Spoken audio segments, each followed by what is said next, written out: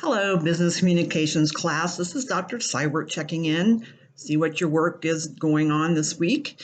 And it's a pretty interesting week, I think. We're talking about emails and social media. To me, that kind of goes hand in hand, or digital, I guess you might say. It could be more than an email, it could be IMing, and they also list podcasting. So we talked about emails in our discussions and in our work. And I think one of the main things that the book tells us is to think twice before we send that email. Now, for me, that's probably thinking 10 times because I go through it and go through it and change it and go through it and redo it and go through it. So that's just me. And I am just that way. If you can be more succinct and concise, good for you.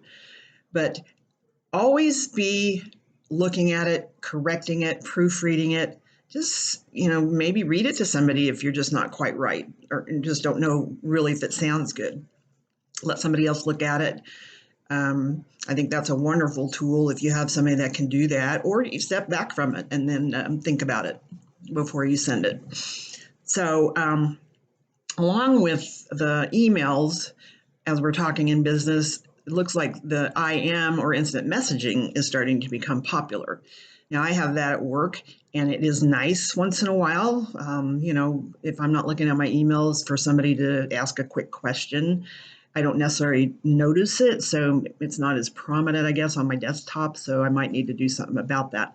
But I can see that becoming popular in a more of a, not as formal type of correspondence, just because it's fast, quick, that kind of thing. It won't take over email, but it is a nice contribution to it.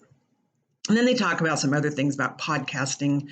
Maybe that's things at work, you get to do or don't do. And I think any kind of communication is good, so we know where everybody is at.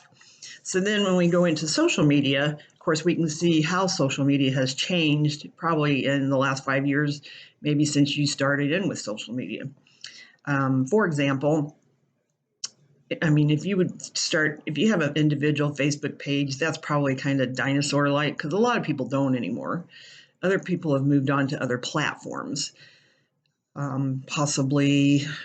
Like for me right now, I like TikTok, and I look at a lot of things on there, not necessarily just funny stuff, but they have lots of recipes and it's fast. They do everything in 15 seconds. So it doesn't really take me a long time to sit there and absorb something. So maybe in a quick, fun digital platform, that might be something to think about. Just looking at your different ways that you can present something, give information to somebody, that kind of thing. A presentation probably going to be longer than 15 seconds. But if you're trying to get out a message at work, maybe that's the way to do it. Or some kind of a small lesson or something. Just looking at the different social medias to see what you think, where your message will carry. I know some of the colleges like to use Twitter, and I'm on Twitter, and I like Twitter. I still see that as more of an older generation kind of thing. I feel like more people are on Instagram that would be younger, so maybe that's the way. But you have a lot of options, and that's nice. For example, I'll just give you a quick example. When I had to do a presentation, most people use PowerPoint, and to me that's like blah, blah, blah, PowerPoint. Ugh. So I have on my computer, it's called Prezi, and I think it has a lot of fun to it. And I made my presentation that way, and it was really so good, nobody else went after me. So I think a lot of times if you can do that kind of thing, make your presentation pop, or whatever you're doing pop, gives you a lot of bang for the buck. And people start watching, and then they don't look after probably a few seconds. They figure it out if they're going to like it or not, particularly on a resume. Most people will just look at the first few lines and they're done. So I think in this kind of a global constant information, we have to catch an eye. So that's what our business communications can do if you think about that.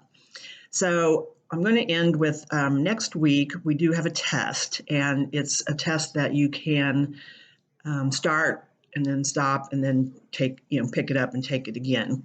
So it's everything that's out of the book. So obviously you use your book, and I'd say this is a really fast course, and it seems probably fast to have a midterm, but I was thinking another few weeks you'll be done. So yay. Anyway, I really enjoyed, like I said, your writings, and keep up the good work, and I'll talk to you next week. Have a good one.